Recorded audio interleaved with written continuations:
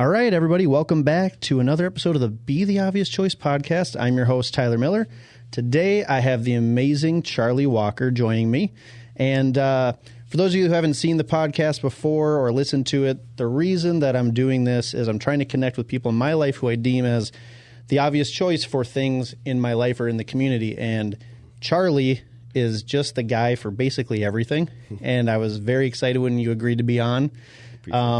So why Charlie is the obvious choice for me in my life and my business is if you just basically need anything when it comes to jobs, home ownership stuff, getting connected to the right people, Charlie knows a guy, right? Absolutely. And so I was really excited to kind of talk about everything you've done. But also, just so everyone's aware, today what we're going to be covering is we have Charlie's business endeavors, right? You know, currently he's working on some things we'll get into, but he does exterior contracting and consulting for high-end builders, consumers, and contractors. He also has his IKnowAGuy business, which may be a rebrand. We'll see. Uh-oh. And then he has, Charlie, if you've ever had the opportunity to meet Charlie, you can tell he has a strong passion for just connecting and investing into and with people. It's very contagious, and we'll also cover some fun topics. So, Excellent. First off, Charlie, thanks for joining us, buddy. Well, great to have you. Thanks for having me, man. Appreciate it. Yeah, and for those of you wondering, yes, Charlie does smell amazing. What is the cologne, by the way? Oh, geez. Are you going to give us up that secret right off? Man, right off I don't the know if I can give that one up. Man, it's a good one. I went with the shirt because yeah. we connected, but I don't know if I can give up the cologne, man. All right, maybe I'll get it out There's of some him a secrets little bit. I got to keep. I know. You got to keep something. But anyways, so Charlie, enough from me. Let's hear a little bit about yourself. So give us like your background. Where did what are you all about? Tell us about maybe your little work history, family life, where you grew up, that type of stuff. All right, I guess I'll start. I grew up in the North Metro area, Anoka. We actually had a small hobby farm. My parents got divorced when I was really young, so I grew up with a single-parent mother. Mm-hmm. And we actually moved to Cambridge, Isani area to get more land, and we had a hobby farm. And like I said, we had horses and chickens. And I didn't know that. Yeah. That's pretty cool. Kind of one of those things where I was ultimately maybe the man of the house for a lot of the years. Mm-hmm. And so I guess I credit a lot of work ethic from that scenario in my life. I can relate a little bit. My parents got divorced young and, needed to step up in some ways. Absolutely. So I think, I look back and I know that some of the work ethic and drive and stuff like that was taught from having some responsibility at an earlier age. Right. From there. So are you an Anoka, like, diehard guy? Because I went to Champlain Park, so we may have an issue. Yeah, so I grew up in Anoka. Were you cruising Main Street? Oh, yeah, I cruised Main Street a little bit back in the day. For those of you that grew up around Anoka, you know what it's about. Yep. Yeah, like before they cut that out, right? Yeah. That was right around my time. They're like, we're not going to do that anymore. I bet, yeah. So, I was, grew up in Anoka, so did the middle school. I went to 1 year of high school in Anoka, so. Okay. And then ended up moving to Cambridge and graduated from Cambridge. Pretty much from there, went to 2 years of community college and then started my business real early. I started at 21. Wow, okay. Self-employed real early on in life. So I guess before we segue into that, you asked a little bit, currently also I'm, father and so I have a son, Caleb, he's 21, daughter, Haley, she's 16, and Charlie Jr., who's 14. Yep. So, obviously fatherhood is crucial to me. I'm a man of God, obviously try and keep God first. Mm-hmm. But so anyways, about me, so that's really important. Yeah. And then you have, being a business owner, being an entrepreneur, really important. So right. Yeah. Absolutely. And then having your personal life, I try and keep all that pretty balanced. Yeah. You're doing a good job of that. I mean, your personal life has picked up.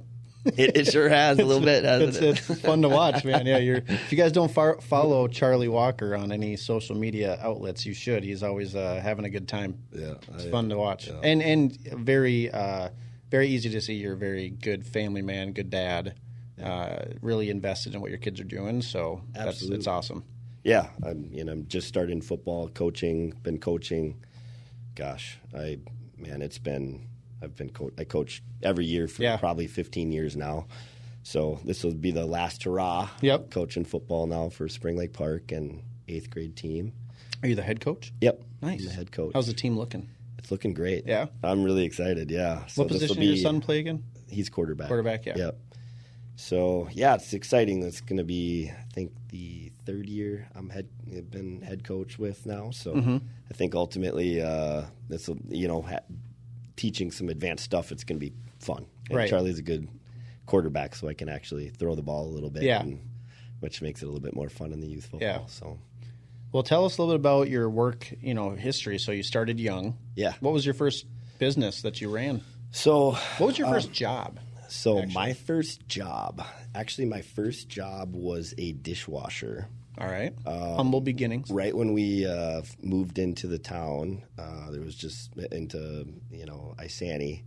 There was a little mom and pop shop, and we drove through, had breakfast there, and basically asked for a job. So that was the first one. Yep. Then after that, I was actually a block tender. Block tender? Yeah, what is that? I tended block for somebody who built foundations. Oh, okay, gotcha. So I would carry all the blocks, and nice. And I loved it because I like to do things that help me stay in shape. Yeah. So I actually loved that. Yeah.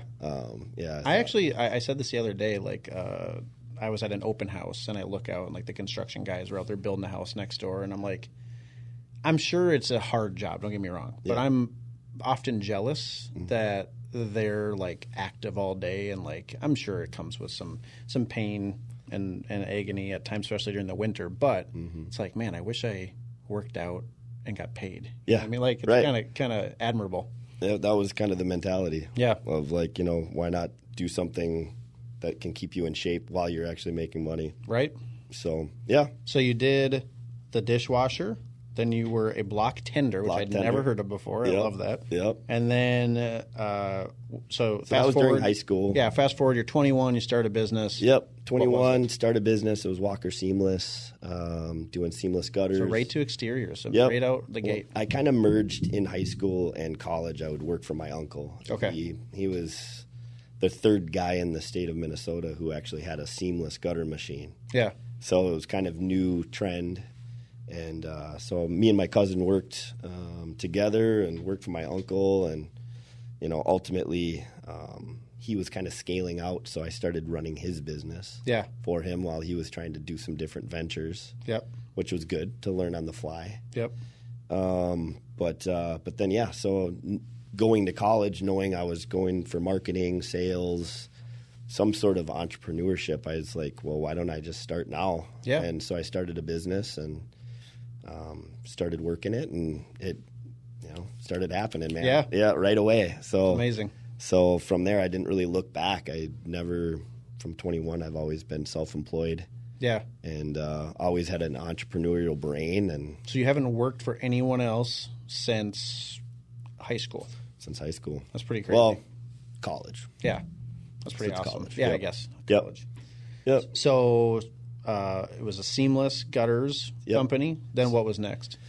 So next was a company called Proscapes of Minnesota. Okay. We did landscaping, lawn care, stuff like that. Did you still have the other business? Yep, and I still had the other business. So you were just building at that point. You weren't transitioning. At one point, then with Walker Seamless, I started kind of I initially was the labor, everything, sales, everything. Kind of built it up once I've kind of figured out how to hire and all that stuff. Started hiring staff and all that, and then moved on. And once that was built, I just have always had a forward-thinking mindset. Yeah. So, seeing that I could sell and continue to do the same thing as what I modeled already and what I started to do, I did it again. Right. Started a Proscapes of Minnesota, and that was all ultimately landscaping, lawn care, like I said, irrigation, and I did that with a partnership. Mm-hmm. That partnership didn't go so well. As most partnerships go. Yep. It's tough. It was tough. I ended up finding out he he wasn't the greatest of guys, I guess you should say. He started embezzling money, and we both had our other businesses, and ultimately he was embezzling the money that we were making. Yeah. But Jeez. with that said, it was a challenge, but, you know, I just, you know, it took a year and a half to 2 years of me to iron out what had happened. Right. But now I look back at that and, you know, for maybe not getting paid for a year and a half ultimately in that business. Yeah. It, you know, that's what merged into Charlie Walker Companies. Yeah. So, Well, and it taught you a life lesson early on, where Absolutely. not that your company wasn't incredibly valuable at that point, but it was still building. Yep. So you could learn from that, and then moving forward as you continue to build a dynasty or Yep. you know whatever you're going for, you know Yep. what to look out for now. You know, Absolutely. it didn't happen at the very end, and it's like millions of dollars lost. It's correct. you know Absolutely. so that's So that's a blessing in disguise, but unfortunate. it was, you know, and, you know, ultimately some of those lessons that I had learned that, you know, ultimately stopping going to college and starting a business, some of those lessons I called like my college. Yeah. You know, I was just doing college on the fly. So, back to college for a second. So you went to college for a little bit? Yep. Okay. Yep. And then why'd you drop out? Because I was making You were money. just ready I was, to I go. Yeah. was ready. Yeah, it was just like, well, you know, I saw the light. I saw that I could do it, and I was already ultimately successful and quite a bit more successful than all my friends that were Yeah. going to college already. Yep. You know, making more money, and you know, at the same time, the future was bright. Yeah. I could already tell. So So I feel like we kind of align on this a little bit. Okay. But I'm curious what you say to your children when they talk about college. Like your 21-year-old, I don't know if they're in college or not, but like, what do you tell them about college? Not being that you went through this experience where college maybe wasn't as valuable to you. right. Right? So Yeah. like, what do you tell them? Having each one of the kids is different, right? Right. I'm always pro college until they prove that it's not something good for them. Right. You know, I know, you know, that can be an arguable statement for a lot of people, but I mean, I think, you know, like my oldest son, he, you know, he's not really the college guy. He's more of the hard work ethic. He So could did be he an not go to entrepreneur. college? He didn't end up going to college. Okay. But he's just a hard worker, and he's an entrepreneurial brain, and you know, so I could see it. But both for Haley and Charlie, you know, I'm definitely pushing for them to go to college. Okay. Absolutely. Yeah, maybe I'm drinking too much of the Kool-Aid, but and also with my job, you don't need a college degree, right? And I see people all the time that are super successful, didn't go to college, they just started young, they built a business. Like there's the mayor of Champlin right now. His name is Ryan Sabis. I went to school with him. I met him. Yeah. Oh, have you? Okay. So I remember him out of high school. I remember for whatever reason he was one of very few that didn't go to college, and I was just like, well, that seems dumb. Yeah. And then he's just laughing us all the way to the bank because he built this amazing landscaping company, turned it into, you know, something that he can transition out of. He's so ingrained in that community now. Obviously, mayor has all these opportunities, and it's like that wouldn't have happened if you went to college. Right. No chance. Right. You know, and so I don't know. I always go back and forth. All I'll say is my kids better have a really good reason to go to college. Sure. Like, you know what I mean? And they will have a plan, and they will know how much it's going to cost them when they get out. Because I think that's one thing, at least I overlooked. Me and my wife, when we graduated, we had like $130,000 in student loan debt and, you know, just payments that were ridiculous. That no chance we would be able to pay them off anytime soon. If we didn't buy a house when we did for $113,000 back in 2009, Right. and then we got lucky, right? Yeah. And then turn around and sell it for double that, we would have never got out from under that. And so I just think you got to have a really good reason to want to go to college, knowing that I think there's a lot of people or a lot of companies right now that are just hiring people. Yeah. Like you don't necessarily need experience. Now, if you're a doctor or nurse or something like that, right, you got to go to college. But Right. Right. if you're just going to go like I did for business management with a marketing emphasis and to play football, Yeah. I don't know if that's a good reason anymore. Right. No, you might for just sure, want to man. like just go do it, you know? Yeah. Follow a mentor and I mean, I think I could add to that. I think, anything we do, you want to be passionate about. One thing that I always try and do is unlock, what are you passionate about? I'm talking to the kids, right? Right.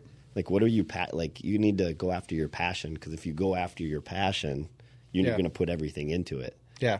And you're going to be aligned with right. what God has for you. And right. You know what I mean? Don't wait. No. There's no reason to wait in today's day and age for your passion. Like, there's opportunity everywhere.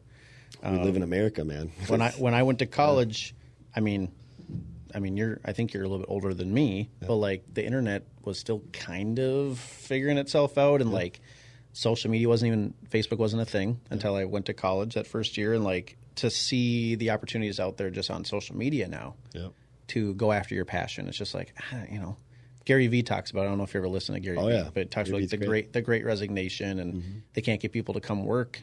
These young kids, and everybody chalks it up to work ethic. And I'm just like, I just think they're working smarter. Like, they can stay home, make money online, and like live a good life. Why would you commit to going to an office every day? And I don't know. Very interesting times we're in right now. It goes both ways, though, because there is the work ethic thing. There's the work ethic. Yeah. Don't get me wrong. That's why you don't see that as much from the real estate side. On the blue collar side, like I'm sure you see that there's a desperate need for tradesmen and tradeswomen, and so I agree. Yeah. But to me, I'm like, hey, son, if you don't know what you want to do, why don't you go be an electrician for a little bit? They're getting paid like $100K probably a year right now, probably some sort of sign-on bonus, apprenticeship, union, all this stuff. Versus, hey, let's go rack up $250,000 in student loans and then go work and get paid like $60K a year. Right. Whatever. Right. So anyways, tangent for a different day.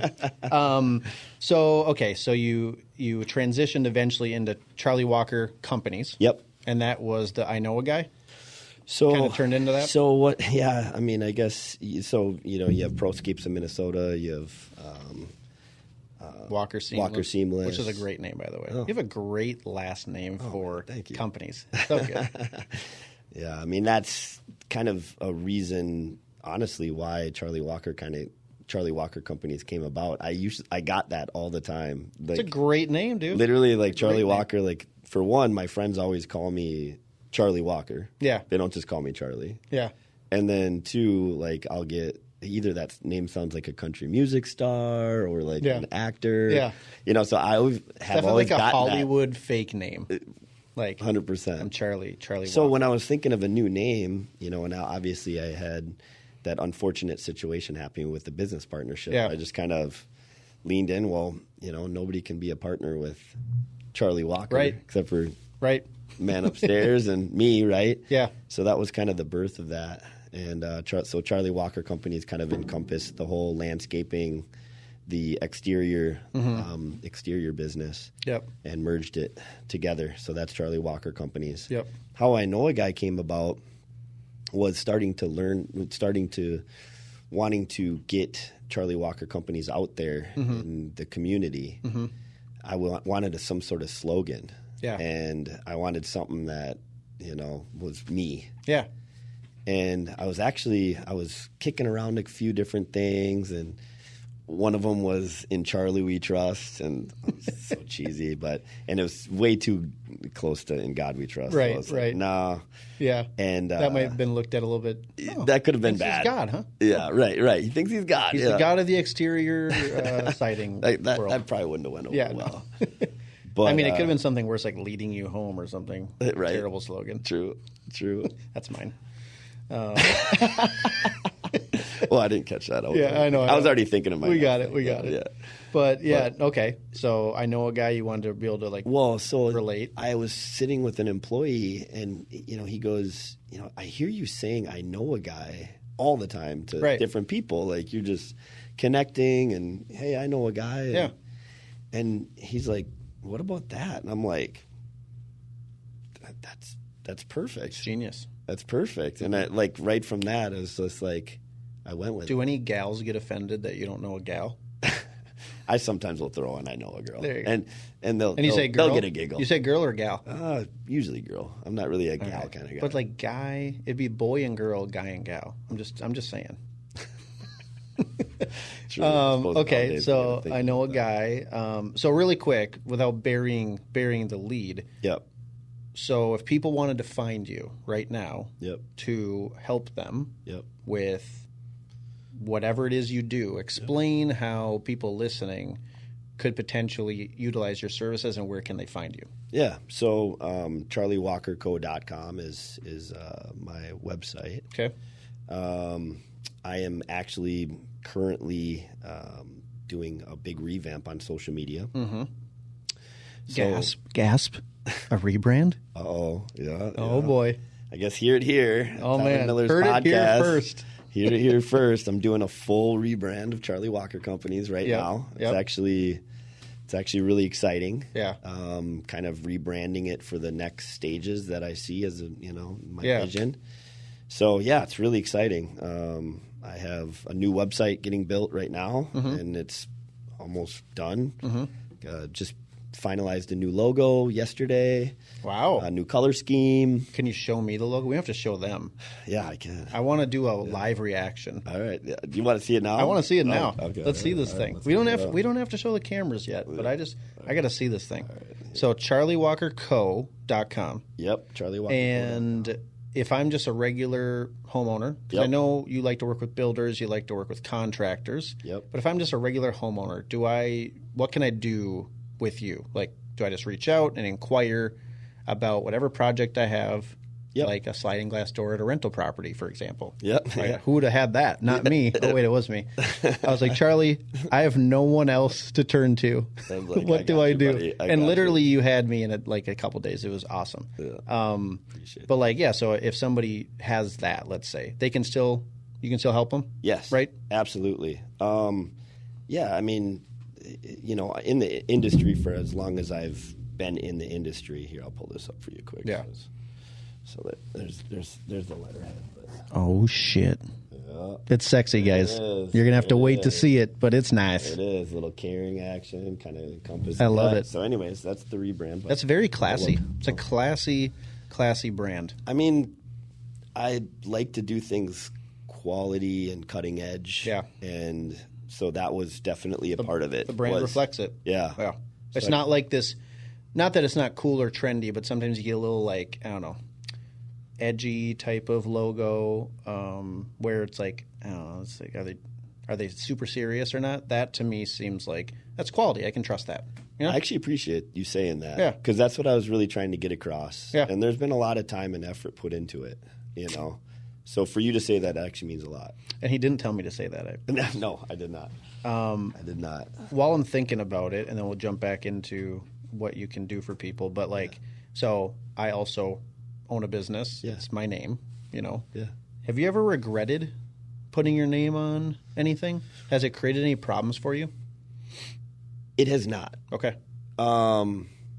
I've gotten that question quite a bit, actually. Because there's a vulnerability you have to that as well. Well, I just think a lot of people want Charlie Walker, right? That's like true. like oftentimes they're like, well, who the hell is this guy? I want Charlie Walker out here. He's the best. I want him looking at my house. And maybe you still do that. I don't know, but I'm guessing at some point you're not going to want to do all those things. So I just every now and then I'm like, Tyler Miller. I didn't really think that one through because as much as I love to sell houses, it's not what I'm going to do forever, full time. Right. And there's more to it than just being in people's living rooms or showing houses, right? But every now and then it's like a little, I wish I would have had the forecast or the foresight to maybe make a stronger brand around my name, but something different. Yeah. You know what I mean? Yeah, because you went full on first and last name. Yep. Right? Yep. And that's what I did. A lot of people, at least in my world, they go like their last name, right? Sure. Like one of my partners is the DeRoches. So it's the DeRoche Realty Group. Sure. That could be any DeRoche. Yeah. That could they could easily transition out. They can say, yeah, someone else is a DeRoche on the team. Doesn't matter. Right. But like when it's Charlie Walker or Tyler Miller, it's like, no, that's a specific human being. Yeah. Yeah. And so I always am just kind of like, as we're growing this thing and it's transitioning into different opportunities and things, I'm always just like, it might be easier if it wasn't my name at times. But that's good to know that you haven't run into that where you're like maybe on call or on demand more at times because it's your name? It takes effort around, especially teaching your, ultimately bring employees on, right? Mm-hmm. I think it takes a lot of effort in what do we stand for, right? As a person, right. you're displaying I know. A ton of my business is built around hey, this is what I expect as quality service, being high level, because obviously we make mistakes. You learn from your mistakes. We're human. Everybody makes mistakes. Right. You only got, ultimately what you have to give, right? Yep. And what you stand for. So, a lot of times through the mistakes is when you're going to show that, you're what you're about, right? Yep. So, I think with... You just wear it with pride, man, and that's all you can do. When I did my first logo, that was a big thing. Is I wanted Charlie Walker Companies to be really small, and then CWC to be big, the forefront. Yeah, and a lot of times, as far as we are only as good as our employees. Right. I was just gonna say that. You know what I mean? So it's we're truly as only good as our employees. So it's treat your employees good, treat them with the same respect that you want to either get or give. Right. Right. And hopefully you can be the leader that is able to give that out. Right. And then have them do the same. Right. Right. So that's always been my goal. And that's how I counter exactly what you're talking about. Oh, there's a absolute amazing side to having my name as the logo and the brand. And I bleed what I preach, I practice what I preach, and so I'm never ashamed of it. It's just every now and then it's hey, talk to this agent, and they're like, who's this guy? Yeah. I expected Tyler Miller, and it's I'm with my family right now. Yeah, right. But other than that, it's fantastic. But anyways, enough about me. This can go both ways. It can go both ways. But so going back to your website, so people can go there, the general public. Yep. You can service pretty much any of their needs, right? You know a guy that's never going to go away. Yep. No. You're always going to know people. You can connect them to contractors, if I don't handyman, do the plumbers. Service myself, I definitely have a ton of referrals that I give out, which to is so valuable. 3, 4, 5. I've been doing this for 25 years now. Right. Well, the guy, for example, the sliding glass door guy. Yeah. First off, if anybody out there has ever tried to find a sliding glass door guy, they don't exist. First off, okay, right. They're just not a thing. And any of these big box companies you buy the door from, it's expensive. Yeah. And so when this guy showed up in my house, he pulls up in this big ass truck, and he's like, I'm like, need help with this door? He's like, nah, I got it. And you could tell he'd done this a million times. He just walks up, he has his suction cup thing, he's like, just picks it up. I'm like, damn. And he's not that big of a guy, I was like, all right. And he loads it up, he secured it. I'm just sitting here, I'm like, all right, this is already way better than what I would have done. Yeah. I would have thrown it in the back of my pickup, tried to drive really slow, not break the damn thing. And then we were chatting. He was just a normal dude. He calls me from the house. He's like, hey, I noticed you need this and this and this. You want me to go pick it up for you, and I'll just bill you for it? I'm like, yes, please. Yeah. It was just perfect. So whether or not you guys have connections, they may not be the best. Yeah. You've been doing this long enough where you work with only quality people, right? 100%. You're not going to keep anybody around who's treating people poorly or not delivering on the quality. So that's all I could say is if you're just I don't know who to turn to, just hit up this guy. I appreciate it. Because he's got someone. Yeah, I do. Yeah, and ultimately Charlie Walker Companies being service-based, we've done over the years just so many different facets as the landscape of the economy changes, all that. It's adjustable. Right. I have employees that I've had for many years, long-standing, employees, which is helpful for me to continue that. Yeah. But, we do have our sweet spots. I've, obviously starting with Walker Seamless, I'm a true, expert in the exteriors. Right. And, so doing everything seamless gutters. I'm an industry leader in seamless gutters in Minnesota. At this point, for sure. Yeah, so it's I do copper gutters, I do residential gutters. I have multiple employees that do that. And when storm damage and storm comes around, I can, cater. There was a hailstorm recently. Yes, there was. Did you jump on that? Oh, yeah. Yeah? Who got hit the worst? Around St. Louis Park, St. Louis Park area. Okay. Yep. But it kind of went through, so there's definitely... Is there anything up here? Did anybody get hit with that?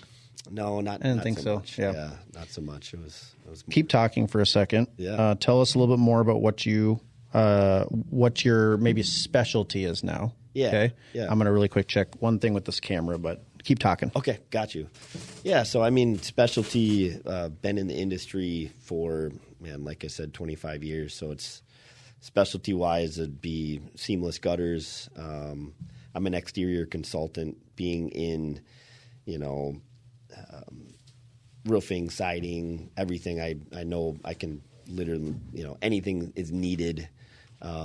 Yeah, I know a guy, right? Yep. Obviously all the way down to landscaping, had the landscaping company. And I know it's second nature to you at this point. Yeah. But I'm telling you, dude, it is not easy to find people. Like even in my world, like I got people, but they're almost always busy. Yeah. Like, and the clients are like, I need it now. And like what you provide is not very easy to find. Oh man, that's like seriously. Yeah. It's not. And I mean, we do a really good job here at our team, so we have a lot of people approach us. Yeah. But no one really has this giant network like you. They all say they do. Right. But they don't actually. That's not their business model. You know Right. what I mean? So it's a really cool niche that you've carved out for yourself just from doing a really good job. So, I have this, and now I'm just going to grow into this, and then I'm going to turn it into this. And it's all been organic. Yeah. Right? You're not forcing it. No. You don't need to. You're growing because it's a service that people want. That's true. And I think ultimately, I think it's part of who I am. I'm a connector. I'm a people person. That's why we get along people. really well. I don't take advantage of situations. I try and make the best of every situation with anybody. I think, just having, being somebody that is connecting and doing that, you give out leads to people and, people want to take care of you and, and just years of that, of building up that network. You're pretty good at it yourself, buddy. I'm trying to keep up with you. I mean, you're pretty good at it yourself. So yeah, I mean, that's why I think we get along really well. Is I also, if anybody asks, what is something what's your top trade in your business? I would also say connector. Yeah. I just have a passion for it. Yeah. I've seen that. Whether I'm getting something out of it or not, I just really enjoy helping people, making them feel good. And then, in life and in business, if you do that, I think it comes back around to you. At least so far, it has. It's a high value person, right? Right. Yeah. I think people want to have those people in their life. Absolutely. Right? Yeah.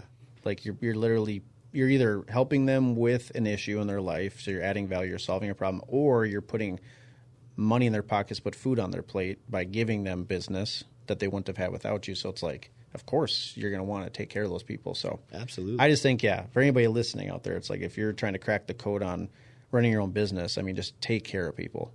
Take care of people. Take care of people and don't expect anything in return. Just do it because you love it. Yep. And you can't teach that. You're not going to grow into it. You either got it or you don't. And if you don't have it, you need to hire somebody who does. Agreed. To be your face. Absolutely. Right? Yep. There's nothing worse than somebody who hates their job trying to make it enjoyable. You see it right through it. Especially that goes for us too, right? Totally. I mean, we have our strengths and we have our weaknesses, right? I mean, a big part of entrepreneurship is hiring out what you're not good at. Hiring the right people. Yeah. You know what I mean? And that I think that's a big part of leadership. Yeah. And being an entrepreneur is what am I weak at? Yeah. And then find somebody strong and empower them, empower other leaders to work with you. Right. Has always been my model. I don't like to run my company as hey, I'm the Grant You're the dictator. Yeah. Yeah, I'm not the dictator. I'm hey, I want to hire other strong leaders to join and then help me build it. Yeah. Right. And put them in a place to succeed, in a place of need within the business. I think that's really important in any business. How many employees do you have right now? I think right now I'd have to 13. Okay. 13. What are most of their roles? Is it administrative stuff? Is it scheduling? Is it office manager, production manager, installers. Okay. So they're like leads. Employees, like some of the installers and stuff for your exterior. Okay. For Charlie Walker companies. Yeah. Yep. And then I do have the exterior company as well, and that's mostly subcontracted type of stuff. But cool. Yeah, so and I also do that. I'm an expert in all of storm damage claims, and I'm the kind of guy that I'm not the quantity contractor. I'm more the quality contractor. Right. So if somebody gets turned down 2 or 3 times on like a hail roof, I can come in and get it bought a lot of times. Okay. I'm that guy. So. And if somebody wanted you to take a look at their roof, is there a charge for that, or do you just go out there, free estimates, that type of stuff? Yeah. Cool. Yeah, that's super valuable as well. Yeah. It's amazing how some companies actually try to charge for that. And I have a very good reputation in that industry, so it's with insurance companies, it's usually pretty simple process.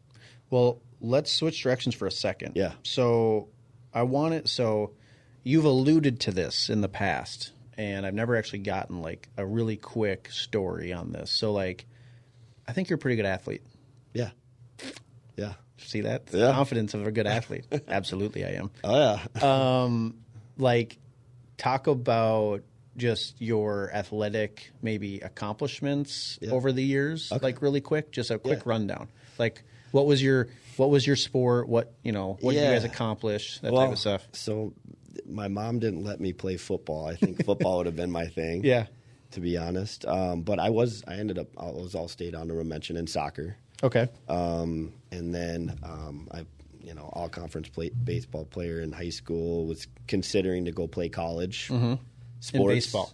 Yep. No, it probably would have been soccer. Oh, in soccer. Okay. Yeah, but with me actually not choosing a college, as far as going to the community college, and then was going to kind of do my generals, and then I ended up starting the business. Yep. My sports aspirations went, with that. Yep. But I was able to, being self-employed, was catered more to a schedule that was good for me. So I was always really started playing high-level basketball early on in my adulthood, and then started playing actual football, touch football, but it was competitive. We played in the Metrodome, and then I started doing all this connecting, and we were one of the top. Well, we were one of the top teams in the country, honestly, for adult. Was it flag football. Or just touch? It was touch. Okay, but the same concept of what's now so popular, 7-on-7. Yeah, such a fun. Yeah, so I played high level football, and we ended up just kind of always moving with that. Right. Tore my ACL and playing at the National Sports Center. Did you? 4 years ago. Oh man. Playing football? Yeah, playing football. What happened? Did you go for a cut, or did it just kind of happen running? We were down by 1 goal to go to the championship game. They played a ball to ultimately just try and wear out the clock, and I ran it down, and I kicked it up the sideline, and when I landed, and I was rushing, so how does that feel? Oh, it does not feel good. Is it immediate, just immediate pain? Right? Yeah. What describe it? Is it I have a really high pain tolerance, and I I screamed. I was and I dropped. I can't even imagine. Yeah, and I had never. Does it feel like a pop or like a punch, or what? It was more like it was a pop. Okay, and people could hear it. You could hear it. Yeah, you can hear. I've been around people that have torn them, and it's a loud ass noise. You're just like, oh my god. Yeah. Somebody, I remember, it was in a softball tournament. They tore their ACL, and I was behind them on second base, and they swear that they tore their Achilles. I'm sorry. Okay. They were like, "Why'd you kick me?" Yeah. Yeah. I didn't touch you. I was nowhere near you. And they're like, "I swear to God, someone kicked me." I'm like, "No one was near you. You went to go grab the ball, and your Achilles exploded." Yeah. Right. But yeah, that's I think wild. Kobe did that once. He's like, why is there a move that I've done 1,000 times, and I make that one move, and why did it blow now? Right. So the reason I asked that question is, in your now not seasoned adult life, but you're a good old fashioned adult at this point. Oh, you're getting a little up there in age. You're not maybe as young as you used to be, right? Stay young, but yeah. But now you've morphed into a different sport. Yeah, pickleball. Pickleball, baby. Pickleball. Yeah. So, and I can still play it with the ACL. Can you share any details of some of these maybe high-end pickleball games you played? Yeah. Who are you playing with? Are you destroying these people? Like, what's going on? Well, I mean, so one of my closest friends, one of my best friends, Ben Shamrock, he was a high-level volleyball player. Mm-hmm. He played AVP a little bit. Just a good name, too. Yeah. Charlie Walker and Ben Shamrock, dude. Yeah. You can't even compete with those names. Yes. They're solid. But he's kind of my friend who's the athletic outlet.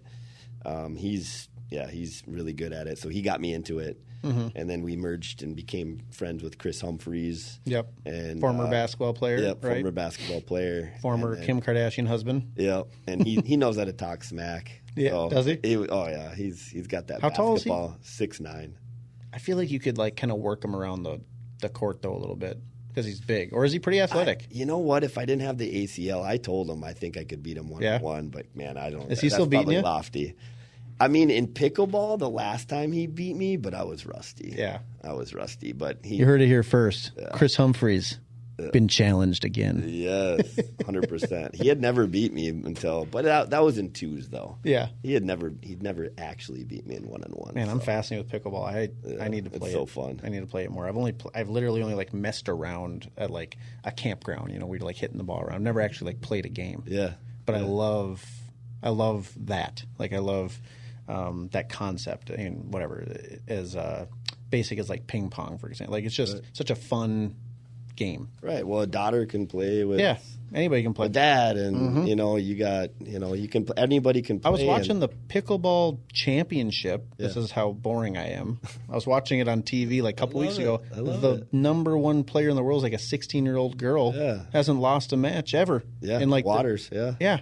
Yeah. She's amazing. And I'm just like, I mean, she's good, but I'm like, it's not doing anything crazy. You know what I mean? Her mom is a pro. Her mom is, yeah. And she, they basically do the homeschooling, so she's on the road and she's always playing. And obviously, she had a tennis background. Yeah, okay. I don't know. You just watch like pickleball. And it's like I could do that. Oh yeah. Where like you watch anybody can. You watch football now at like almost 37. I'm like, nah. Right. I can't do that. Right. Yeah. No. Pickleball though, man. Anybody can play it, man. It's amazing. It's the fastest growing sport. Yeah. Because of that, anybody can play. It's easy to play. Yep. Instead of tennis, where it's hard to find somebody, you can go to And I feel like it's not nearly as hard as golf. No. Golf is ridiculous. Yeah. Oh my gosh. One day I'm going to figure that out. So, okay, we talked about some of the questions. So I will skip to some different ones. But so you alluded to your passion about like quality over quantity. Like maybe expand on that a little bit. Like where does that come from? How else do you apply that to your life? I mean, I think quality. I mean, doing things quality, like, instead of trying to get something done fast, it's like taking the time to do it properly, right? Delivering an experience to your customer. Yeah. Like, because in your world, the storm happens, everybody runs out, knocks on as many doors as possible, tries to pick up as many houses as possible, right? Right. But sometimes it's like, what if you get too many? Right. I mean, can you actually handle that much business? And you probably could, but some of these guys can't. And that's part of where I've kind of I don't actually go and sit and have to do the door knocking. Yeah, that's part of the thing. Like with kind of how my business is set up with IKnowAGuy. Yep. It's like I get calls. People call you. I get calls, and obviously off of that, you get a ton of referrals in the neighborhoods, and so that's kind of how it goes. I think quality wise, it's when you do things at a high level, it's contagious, right? Yeah. I started in an office in Denver, Colorado, and bringing employees out to Denver, and seeing how we did things as a business, we blew up in Denver because, the way we do things Midwest-wise is just a lot more extensive. Yeah. It really is. Yeah, we're not turning and burning. That was, and for one, Minnesota also is a hustle and bustle state. Yeah. Not a lot of people understand that. Yeah. And we have a ton of entrepreneurs here that are on, that mindset. Yep. And, we're driven and we're hard work ethic. And so bringing that to Colorado, where I almost call you got kind of, I don't know, almost like that professional hippie per se. Yep. They say they're going to be there on Wednesday and they don't show up till next Monday, right? Right. We show up at Wednesday at 7:30 a.m. when we say we're going to be there, right? Shocker. And then we actually, being on time is one of the easiest things in the world, but it's like the hardest thing for people to accomplish for some reason. Right. And I'm guilty of it too. Yeah. But it's just so funny. It's like, why can't you just be on time? Right. Just show up when you're supposed to show up. But it's incredible how many people cannot. So, yeah. But anyways, I operate out of the same idea of quality over quantity. I mean, obviously, we want to serve as many people as we possibly can, but also deliver what we call a 6-star experience in a world of 5-star reviews. Like we want to go above and beyond, and it's like yeah. So Tom Ferry, he's a real estate coach. He said that a long time ago. He said, the people that are going to make it in this industry in real estate, and it applies probably to all entrepreneurship, is the people that can deliver an experience that you can't get from most people. And so that shifted my whole mindset of like, all right, stop going so fast. Like build out these systems, build out these things so that when someone works with you, it's not like every other time. It's more of an experience. Now, buying or selling a house is an ugly process. No matter what you do, that's an emotional process. But think we try to do the best we can there. Okay, so next question I have is, what kind of leader are you? Like if you had to sum up the way that you lead. The way I lead. Try and lead by example. Hard work ethic.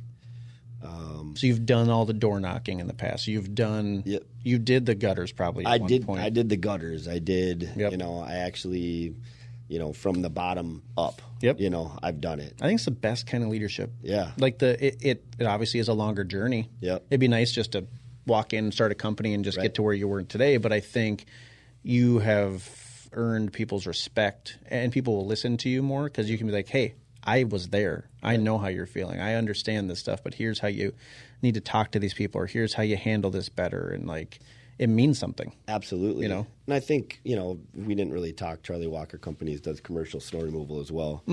So, a lot of times the plow guys just want to plow and then nobody wants to get out and do the sidewalk. Like I'll jump out. I'll grab a shovel and, no job is above me or below me. Type of mindset, lead by example. I think I'm good at empowering other leaders and trying to ultimately, figure out, is that No, it's okay. I was just looking at the time. Okay. But just empowering other people to figure out, where's your strong suit in helping them reach that. Yeah. That's kind of a life thing that I have too, right? Yeah. So I'm passionate about mentorship and, that's every level of mentorship. Yeah. That's in business, that's in personal people's lives or younger people, just taking the time to actually mentor them and bring them up. Well, I do that within my business as well, And so, I think that those are a couple things. Lead by example, be a good person, treat people right, you know. And then also I think a crucial thing of leadership is continuing to sharpen your pencil, Continue to search out podcasts. Yeah. I mean, I can't tell you how many years I went to Global Leadership Conference. Right. And how many of those things, like just seeing other people, how they lead and iron sharpens iron, right? It's so true. So I think true leaders need to. They're never satisfied. Never satisfied. Like not in a bad way. They're always thinking I could do better or I don't know. I always have that voice in the back of my head that's like, hey, great, but like work harder. Yeah. You know what I mean? Like you can do more. You can help more people. You can teach better. You can lead better. You can mentor better. Absolutely. So like in October, we're going out to a conference for real estate stuff, and it's like, I've probably heard most of it. Yeah. I could probably teach something there too. Yeah. But there'll be one guy that will say one thing, and it'll be like, just I didn't think of it that way. Yeah. And it just like it alters your mind a little bit to lead you to something great down the road. And it's just 100%. You got to surround yourself with people that are like-minded and that are doing things maybe better than you at times. And it's just like, hey, let me learn from you. Yeah. So, yeah, that's great. I think that's the best kind of leader. I mean, I think just the segue on that too, the leadership, I think one of the most important things that maybe I've done is in all aspects is the power of the spoken word is powerful. Yeah. Right? Positivity breeds positivity. Yep. I have a lot of life mottos that I stand by that wherever, if it's business or personal, I look back to that, Yep. Making memories. Yeah. In every situation, Yep. I'll never be satisfied with where I'm at. I'll always want to look forward. And that's not in an anxious way. No. That's not as unsatisfied with myself, but just how can I continue to just move forward? I think there's a difference between being satisfied and being happy. I think you can be happy and not be satisfied. Yeah, You know what I mean? true. I don't think they're the same. And so I always say the same thing. And I personally feel, and this is like a little out there, but I personally feel like not being satisfied or striving for something better is honestly a little bit of a key to living a longer life. Like I used to work at Walgreens. Yeah. And dealt with a lot of elderly people coming in. Yeah. And it was amazing. I'd talked to so many people. And, like, I think one thing I took away from that is, like, the people that were, like, really complacent and, like, happily retired were always, like, really old and kind of, like, immobile and things like that, right? You talk to some 70-year-old guy who's still out there mowing lawns or whatever the hell he's doing just for his fun retirement life. That dude is like young. Like he's not. So I don't know. I don't know what it is. It's just like if you have. That's good. You had me there. If you have That's really something that you're like trying to accomplish, whether it's big or small or whatever, right? I don't think like, oh, I want to live to this age. I don't think that that's what I'm talking about. It's like little things in life that, well, I have to show up for this volunteer thing because I volunteer every Sunday with my wife at this church thing or whatever, something like that, right? Yeah. I swear to God, there's something to that that like keeps people a little younger, keeps their brain a little sharper. Absolutely. Where if you're just like, I'm retired, I'm hanging out, I'm just gonna grill all day. It's like that's a good life, but I do think that I just feel like from people I've talked to, you age faster. Yeah, you do. You know what I mean? Yeah. Like if you're not trying to develop something else in your life and like expand further, I don't know. I just feel like it's a slow regression. You know what comes to mind, and maybe it relates, maybe it doesn't, but I'll just think out loud, I suppose. You know how they say before you go in, like I should have done it before this, right? Before you go into like a major speaking situation, like you're supposed to raise your hands and kind of just like get out. Yep. There's something about the brain that triggers, right?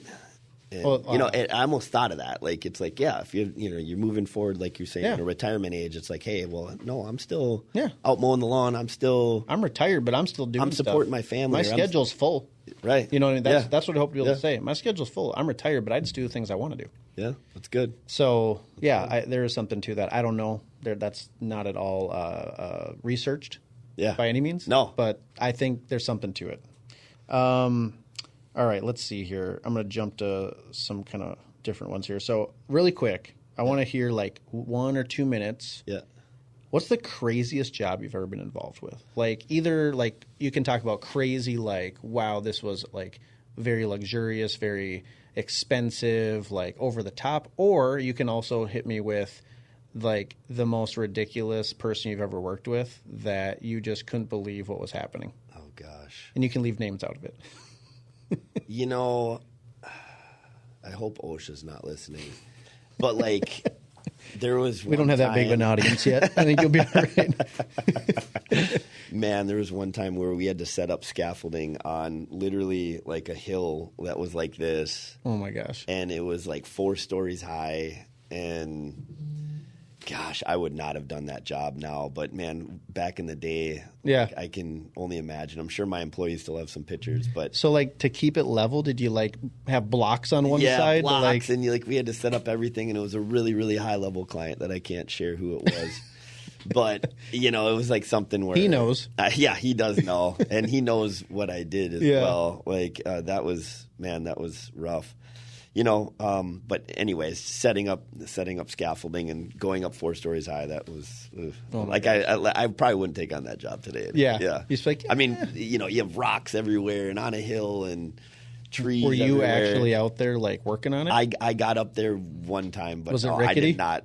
My employees would be mad if I said that I actually did it. No, Yeah. I didn't. I did get up just to show I could get up on it, but I didn't actually do the work. Yeah. Yeah. But anyway, stuff we do for our clients, man. Yeah, you know, but never. I can't think of anything off the hand as far as like, you know, crazy employer or anything like that in the past. But you know, ultimately, you know, I've done quite a few crazy jobs. Like I've never been really one to turn away. Like I always try and figure out, well, what can I do to get it done? Yeah. So I get it done. Yep. I figure out how to get it done. Which means you take on some crazy sometimes. Yeah. Yep. Yeah. So we've done a lot of, you know, apartment buildings and different higher level projects where you need lifts and booms and, you know. So, That's cool. Yeah. Another one I wrote down. So being a business owner isn't always just positive, right? There's some negatives at some point. Yeah. So I wrote down, talk about some of the negatives of your business. What are some things that you had to overcome other than the embezzlement? We talked about that earlier, but like just things that you learned from that you had to overcome, and maybe any advice you have for any other business owners or people thinking about getting a business that are listening. Yeah. I mean, I think, you know, with business, there's always going to be your ups and downs with how much workload you have, for one. And, you know, you have a lot of things to overcome. You have your employees and workload, you know, actually completing the work, right? The balance. The balance of all that, you know, I know entrepreneurship isn't for everyone, but at the same time, I think it's a lot easier than people think. Yeah, it can be. You know, With the right mentor. The right to mentor, show you the 100%. right way. You know That's crucial. I mean, mentor. I mean that we could talk a half hour about that. Oh my gosh, mentorship is crucial. Yeah, you know, in anything. I say that's my advice. Yeah, like to overcome, like find people that have done it before you. Maybe not exactly how you want to do it, but find people that are willing to invest in you or share what they did, and learn from them, because we've all made those mistakes. Absolutely. Like if somebody came to me today and was like, Tyler, I want to run a real estate team. Yeah. My answer 2 years ago is way different than it is today, because you just learn along the way. You just learn, oh, I don't really need that, or ooh, that was kind of a mistake, or I love this. Make sure you do this now. Like, and so I think personally for me, it's like mentorship. If you can, that's going back to the whole college thing. If you can just follow someone around for a year and learn how they do it, and maybe even like work for them for a little bit, and then go branch off to your own thing, I think that's more valuable in life than so many things. Absolutely. It just fast forwards you. Well, and you know, my uncle was the one that mentored me into the, you know, industry, right? And I took the good that he had done, and I learned from his mistakes. Yeah. That was kind of like I even said, kind of learning on his dime in a way early on by helping him run his business was really valuable for me in the future. Yeah. You know, and so, yeah, absolutely. Just mentorship. I think, you know, being positive minded always, having an overcomer spirit, like just knowing that challenges are going to come. Like, you know, I think, you know, starting to know yourself, like when you're in your week, you know, like everybody gets a seasonal kind of depression, right? For us, it's from January to March. Yeah. We're in similar, you know. The gray winter. Yeah, right. The winter. It's the same with construction, right? Yeah. Like, you know, I mean, I have supplemented my income with commercial snow removal, so I've figured out a way to make that it a little more sunny. But none of us like love, you know, winter, right? Oh my gosh. But I always call it white gold. Yeah. You know what I mean? It's like all my employees are like, oh, I have to wake up at 3 a.m. to a white gold. Like, my assistant's husband does snow plowing, like for somebody like yourself. Yeah. And it's like, for them, it's like they got to watch the weather. It's going to snow. Maybe they can't plan something. Right. It's a tough job, but it does pay pretty well. And yeah, it does. But it's like you're dependent. That's literally a God thing. Yeah. You're straight up just like, come on, God. Pretty much both my businesses are catered to hail and snow. Yeah, hail, snow. Yeah, come on. It's just, you know, and I do have a retail side of that. Yeah, but you know, I'll be pushing more. And I see why you're very centered with the Lord. Yeah. He's very involved in your business. It's like, come on, Lord. Yeah, I'm like one guy running around when there's like a huge like disaster going on. Right. I'm like, yeah, right. No, please, nobody die. You know, I know. But, hey. Yeah. No one died, but thank you. Right. So, well, I think that's good advice. Positive mindset, man. It's just, like, I think it's like laughing in the face of adversity sometimes, like, because you know it's going to come.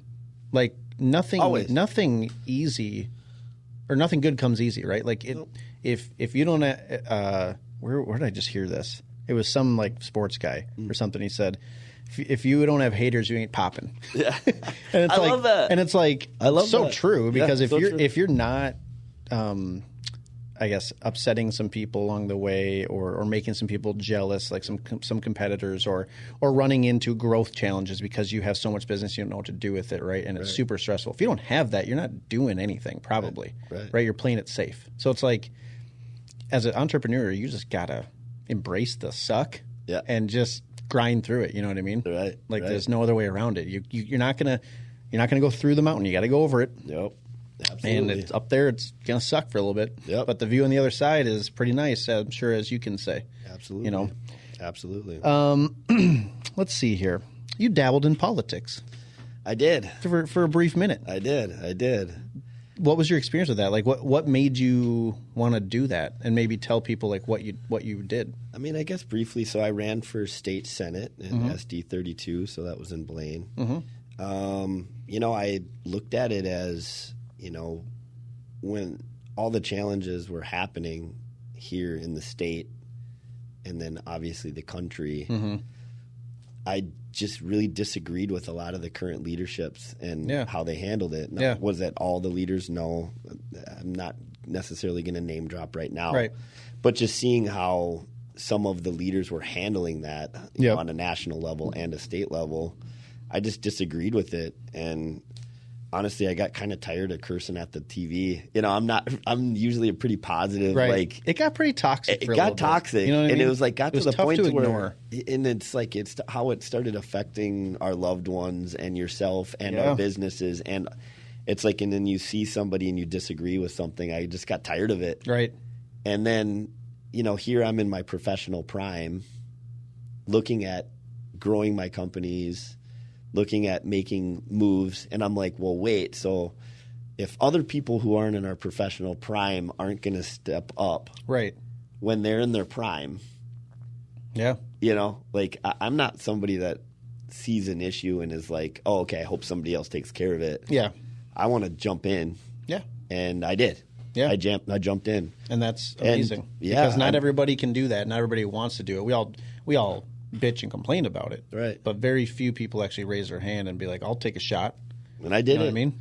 And I did last year. I was campaigning. I mean, now you've talked about some of my personal stuff. Now you see me out on Lake Minnetonka and hanging out with friends and stuff. Well, last year I went out on the boat twice. You know, you were grinding, man. I, you know, sacrificed for it, and you know, I met a lot of great people and had a successful run for being the new guy. I got a lot more votes than everybody thought. And ended up had a really successful run, and you know, now I'm conservative minded and mostly aligned all conservative, but ultimately I don't look at the politics stuff Democrat to Republican, and I don't look at a Democrat and hate them. I see some views that's good, and you know, I look at, you know, I'm more of the people person that wants to align and just be the leader that of change in the positive direction, right? So that was kind of the standpoint of doing that. And now you talk about learning and jumping in. I learned a lot, and now I know how to help, and now I know how to, you know, get involved, and that's what I've been doing. It's amazing. Yeah, we need more people like you in politics, because many people can't see through the red or the blue, and it's just like it doesn't have to be this, guys. It could be a little bit of both. It could be. There's some there's some things where you're just not ever going to align, like my curtains, right?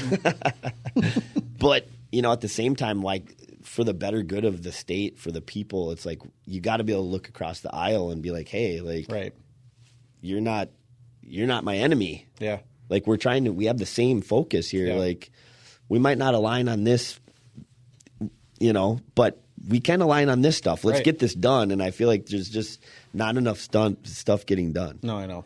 You know? Yeah, it was toxic for a while, and it's kind of cooled off. But as we approach election season, I'm not necessarily looking forward to the just shit storm that's probably going to be coming our way. So we'll see what happens here. Yeah.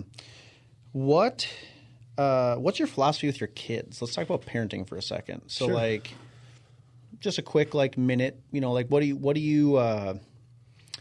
you teaching your kids? Like, what do you really value that your kids take away from having you as their dad? Yeah. And also like a leader. Like, what is it that you try to instill in them? Yeah. I mean, I just love. Yeah. Love. Feel loved. Respect. Yeah. Just being present, like always knowing that we have to be there for each other, right? Like, is really important. Yeah. I think, in today's day and age, especially both my kids currently in the home are so athletic and stuff. It's hard to get home for the family dinner. Right. So just creating, spaces that we can still connect and just know that we have each other's back. And, I think instilling the values that are so important to your name, who you are. Yeah. I think, as the kids, you go from kind of coach when they're younger to mentor when they're in their teenager years, right? Yep. They're gonna make mistakes. So it's the best way to learn. I try and be a dad that's wants to take them on one-on-one vacations and talk to them about the real stuff. Like, be a dad that's there for them and not necessarily like, hey, if you make a mistake, you're going to have crazy punishment. Well, no, like I want them to be able to come to me. Yes, of course they're going to get punished sometimes, but be able to come to me and know that I'm going to be there to help them walk through when they make a mistake and that they can be forgiven. Yep. I think, ultimately a father on earth is a reflection of how God treats us. Right. So just try and be that reflection. Yeah, I love that. You said something about like know who they are, like honor your name, honor the what you guys are about, and I say the same thing to my kids. My kids, if you ask them right now, and they're almost 8 and 10, if you ask them, hey, what do Millers never do? Yeah. And they say, we never give up. Yeah, love it's that. like if you just remember that forever, kids, you'll be better off than a lot of people. I teach them the same thing. We don't. If you sign up for something and you don't like it, I don't give a shit. You're finishing it because your team needs you. Yep. We'll reevaluate later, but you're not quitting. Well, we don't give up. I second that. So yeah, it's I don't think anybody's a perfect parent. We don't have no one has it figured out by any means. But I think a lot of it has to start at home. Yep. I think a lot of people think society's doomed, all this stuff, and it's like, I got high hopes for our generation. I think for whatever reason, people in our age bracket have a lot of them have figured it out. Like we gotta raise these kids because the school system, the government, they're not right, and then they shouldn't. To be honest, no, like, whatever. Absolutely. I think the world's just changed so much where it's like before we could be sent to school and just be relied on like the school system to kind of teach us everything, and it's like, that's not going to work anymore. No. There's too much information out there, too much misinformation. So it's like we really have to safeguard social media. Oh gosh, I can't even imagine. Social media is parenting a lot of kids. Oh yeah, for sure. Tablets are parenting kids, and it's just like right. Being a parent in today's world is honestly really easy if you just want to give them a tablet. Yeah. Right? That's super easy. You can have as much time to yourself as you want, but that's not what is going to help build that kid. Like they need you as a parent physically in their life, teaching them these things and having the one-on-one time. I love that you said that because I don't get it enough. I should. But you just, whatever. Life happens, and it's like whenever you get that one-on-one time, it's like that's when the magic happens. It's crazy. Exactly. So the one-on-one instead of the fights when they're all together, right? Yeah. when they're squabbling. Yeah, 100%. Quick one-sentence answer to this one. Okay. What is the biggest piece of advice you have to anyone for a happy relationship? I know you have some experience in this and things over the years, learning from things. I think for a happy relationship, I would say effort.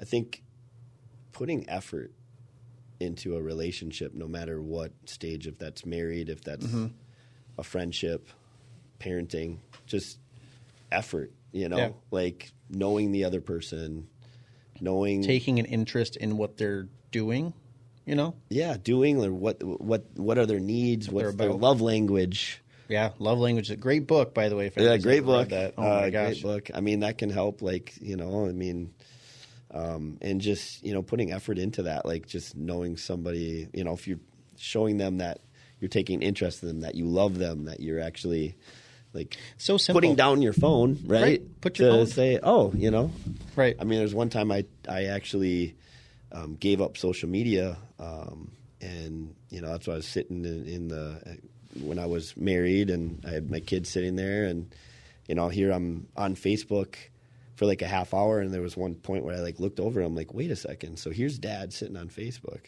for 30 minutes, and here's all this opportunity that if I just lay this down, I actually gave up social media for like 8 years. Yeah, right at that point. It's amazing. And but to show to have effort, so I can put effort into the well, you're never going to get that time back with your kids, right? Right.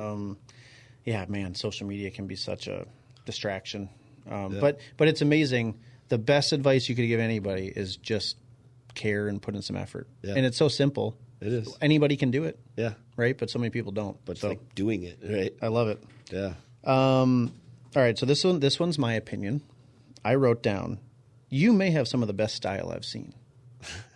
I like your style. Okay. You got a good vibe. Appreciate that, brother. Spill the beans about your wardrobe. Where do you shop? Where do you get it from? Where's all the swag coming from, baby? Swag. So, Buckle has turned out to be the spot. I got a Buckle shirt on. Yeah. 7 diamonds. 7 diamonds. Yep. For all you guys out there, I mean, these things are very nice. Yeah, I like them. The Buckle has been some high quality. You figure out how to get the right fit. Yeah. And once you figure out your fit, and I stick with kind of the same brands. Do you customize your clothes at all, ever? Not really. No? I have before, suits and stuff like that. I don't really see you in a suit anymore. Do you wear suits? No, it's just for the politics run. Yeah, that's true. Yeah, so I have a few now, but. So we got the clothing, ladies and gentlemen. The buckle. The buckle. But we're not going to get the cologne. Express has made a little comeback. Yep. Except they're trying too hard over at Express sometimes. I walk in, I'm like, what the hell is this stuff? You know what I mean? Right. Like, just give me a normal freaking polo. But if you can get a T-shirt that fits the shoulders right. And, it's got to be tight on the arms. It's really difficult to find that. Yeah, it is. And I don't have small arms. You know what I mean? Yeah. I don't have big arms, but it's like I should be able to find something that's tight. Yeah. That's all my wife cares about. Crucial. If I don't have the arms popping. Yeah. I mean, she ain't going to be interested at all. For sure. All right. So last question before the lightning round. Okay. Lightning round will be fun. Oh, lightning round. Oh. But last question that I have for you is, what does the future hold for Charlie Walker? What's like 5 years down the road, what do you hope and see happening in your life? Yeah, this will be the final year of coaching. Yeah. So I think, So winning a championship. Sacrificed. Yeah, winning a championship this year. Yep. I've sacrificed a lot to be there. Yeah. And there was, to do that in my career, from a really growing business to keeping it at a point to where I could kind of stay balanced and everything. Right. I'm looking at making a pretty big professional push. Yeah. Hence the rebranding. I'm moving in that direction, right? Like, dude, you're in that sweet spot that I don't dream about it, because I don't want this time to ever go away. I love that my kids are like still wanting to hang out with me, and they think I'm like this incredible, just awesome superstar, Yeah. They don't know any of the flaws yet, none of that stuff, right? And but I often talk about, like, man, when my kids are like older, they're in that high school phase, so they really don't need me 24/7. Like, that professional push is going to be insane. Yeah, it's gonna, because that's all that. I mean, I love it. Right, I love it. And when you kind of like raise them right, and you get them to that point, it's like now you can do you a little bit, and that's where I'm at, and take over, baby. So this year kind of was that year for me, where the kids are kind of older, they're a little bit more self-sufficient. Yeah, they have their own lives going on. Yep. And, we've raised them to be that, right? Yep. So now it's like at this point now I am a little bit more that I can flock a little bit. Yeah. And, and that's in every area of the life. And so professionally, I'm making a big business push Yep. to raise it up. I mean, potentially out of state. Yep. My team that I have, I'm raising them up to be ready for that. Yeah. And everybody's aligning, and I'm just kind of aligning for that growth. Yeah. And so 5 years, I see, a really stronger raising company that's, Yeah. built on everything that I've learned, right? Yep. And thriving. Yeah. It's amazing. Yeah. You're going to get there, no problem. I appreciate that, man. All right. Lightning round. Okay. So this is like just quick answers. Okay. I mean, you can give a little explanation, but just like I'm going to fire off some questions. Okay. And then we're going to just wrap it up. Okay. So, if you guys have stuck with us this far, appreciate it. But now this is why the people. This is why the people are here. Oh, the really? lightning round. Oh, geez, I didn't know that. All right. Now, these are the ones I didn't send you. Okay. So these ones are like going to be just first thing that comes to mind. Yeah. All right. So thinking about your profession, obviously you're big on exteriors on buildings. So what would you say is the best exterior siding material and why? If you had to pick one. Hardy board. Attaboy. Hardy board. Why not LP? LP, they made a pretty big push. Yep. And they had a little bit stronger warranties. Okay. That ended up Hardy board 15, 20 years ago was kind of the thing, and LP has been the last. Been newer, yep. So Hardy board's really made a big push in our market, and they've solved some of the issues. Their warranties are stronger now. Yep. I think it just holds up really well. So and Hardy board, for people that don't know, is a concrete board, right? Yep. And it's like hailstorm happens, nothing really even dings it. It's very hard. Yeah. Yeah. So I love that. I have hardy board on my house, so I feel great. Yeah. On all four sides. Good job, buddy. Worst exterior siding. Can I guess? Yeah. I just want to guess. Yeah. Shakes? Like old shakes from like the 50s? Yeah, those are pretty rough, man. Yeah? Yeah. Yeah, those are rough. Or what do you say about stucco? Stucco, I did have a house with stucco, and I had to do a lot. You did, that's right. Yeah. I sold that house. Yeah, you did sell that house. And so I had quite a bit of, in Minnesota, honestly, I would say stucco. Stucco? Yeah. What's like the worst just around? Like, I don't want to get you in trouble. Stucco because, honestly, just because in Minnesota with our weather, climate just doesn't make sense. It's like it just doesn't breathe. If gets any moisture behind the siding, it's done. So, it's gonna rot. So stucco is terrible in this climate. Like stucco can be fine in Arizona, right. California. You know what I mean? But in Minnesota, it's like not good. In Minnesota, if you see stucco and it goes down about a foot from the ground and it stops and it's concrete block. Yeah. Is that the proper way to install it, or does stucco go all the way to the ground? Because I feel like when it goes all the way to the ground, it's naturally wicking moisture, right? Exactly. Yeah, so, it needs to be up. You have to have a. There's so many people that did not do that right. I know exactly. Crazy. It's right into the ground, and yeah. You need to have. You got to have areas where water can get out. Okay. Yeah. Well, good to know. Yeah. For those of you that have stucco that needs help, I know a guy. Hey. Charlie Walker Companies. Hey. All right, this one's kind of out there, so stick with me on this one. I like to ask this question. It's a little morbid, but it's kind of fun. Yeah. So there's a scenario. Yeah. Okay, you walk into a room. There's 10 guns. One's loaded. Would you, for $1 billion, pick any gun, put it to your head, pull the trigger? And if it doesn't go off, you get the $1 billion. If it goes off, obviously we know what happens. Would you do it? Never. No? Why not? No. Money. 9 of 10 chance to get $1 billion. Money doesn't. It's just. Which, by the way, I don't really care. I agree with your answer. Yeah. But I just like to ask that question because it makes you kind of. What's your life worth? Yeah. Right. Yeah. I mean, I value being a dad, and I value being a friend. I value, right. like, I don't value monetary stuff. I mean, that might be one of my negative downfalls as a business owner. Right. Honestly, like, you know. Is there a number that gets you to do it? No. 1 trillion. No. I agree with you. If you're not doing it for a billion, there ain't no number. I don't look at, you know, I know a lot of people look at money for power, and I know what money can do for us. Yeah. But I don't. Okay, that's not where I draw my value. Here's a less morbid version of this one. Yeah. Okay, so I was at a Saints game recently. Yeah. At the Saints game, they have a Cane's chicken giveaway.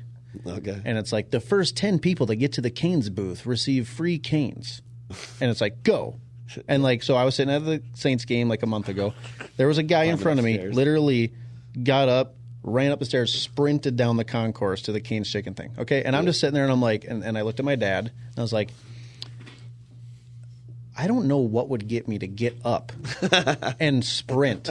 And like, and let's just, in this scenario, you have to get up, you run to this thing, and you're like knocking people over, okay, to get to this. Yeah. So not Cane's chicken, but a dollar amount.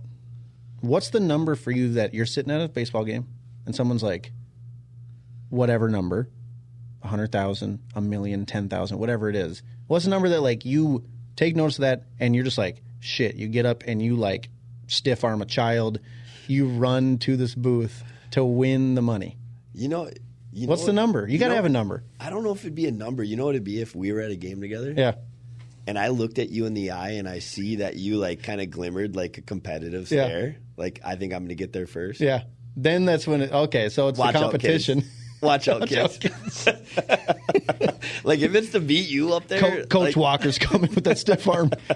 If it's for $1, that's how I'm If it's for $1, man, you're like, I'm beating his ass. Like, if it's a buddy sitting there, I'm like, I like it. All right. I like that answer. That's actually a great answer. Yeah. All right. Okay, so this one, you may not, you might have to think for a second on this one. Okay. Most memorable experience you've ever had? Other than, let's take out the birth of your children. Oh, geez, it doesn't even need to. Okay, you got it. Africa. Africa? Yeah. Tell me about it. I mean, I went there. I was one of, I think, 7 business owners, and we spoke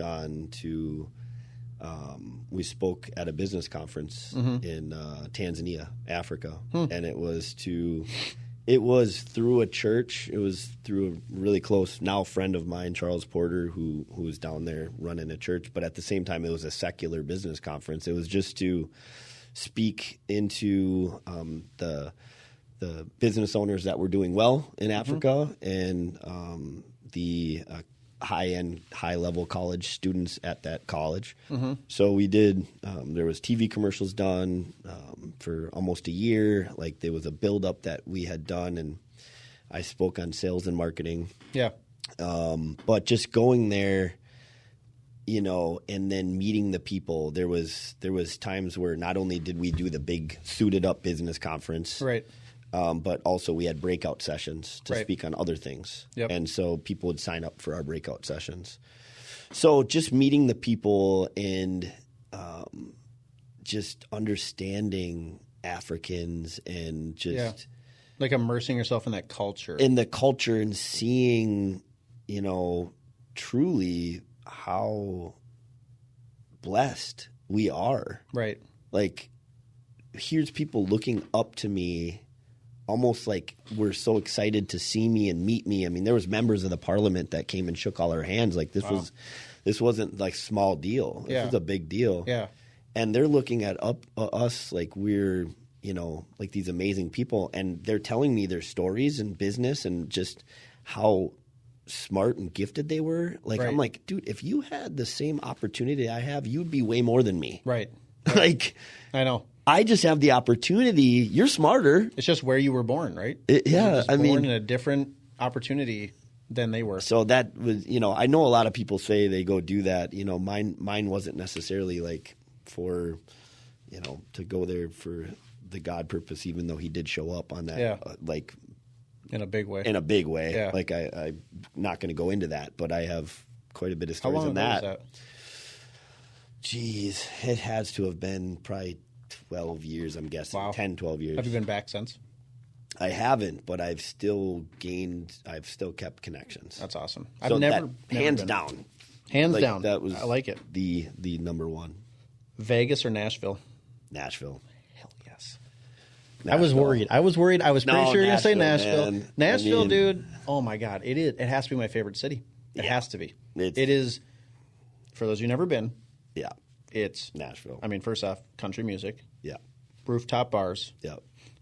feeling incredibly safe everywhere you go. Everybody is having a great time. It's not like Vegas where people are having a bad time because they gambled a lot of money and they're drinking their sorrows and like kind of depressed and there's like prostitutes and all this random shit. Like Right. Nashville is literally just a good time. Good time. Like Yep. it's incredible. And I've developed some incredible connections out there now too. So like I know some singers and friends that live out there. Yeah. But so that definitely helps. But Nashville by far because of live music. I love music. Live music is live music is amazing. Yeah. So what you get in Vegas with the gambling, Nashville's live music, right? Mm-hmm. So I love live music. Well, and it wasn't I'm not crazy, a huge gambler. It wasn't but- crazy expensive either. Like to just get into these bars and stuff. I mean, sometimes it was free. Yeah. Other times it was like $10 cover, whatever. The drinks and stuff are Right. but But that's whatever. everywhere. Yeah, that You is go downtown everywhere. Minneapolis, it's $20 for an old fashioned. True. True. Yeah, no, that's the right answer. Quick suggestion for people that want to go to Nashville. Yeah. Sunday to Thursday is amazing. In Nashville. Yeah. Like You don't have to go on the come weekend. Friday, Saturday is when it's Chaos. exploded. Yeah. So Broadway is going to be harder. There's going to be 30 people in a line. Where if you go on a Sunday, it's going to be 10 times what It's amazing. Yeah. Some of the best singers in the And world they still are have live music every live day, music right? every day Yeah. on every it's going constantly. So that would be my suggestion, Sunday to Thursday. I love that place so much. Yeah, me too. Minnesota Vikings record this year. What are you thinking? I know the Lions are starting to be the hot team to pick, but I think with Flores as our defensive coordinator, I think we I'm can't. hoping.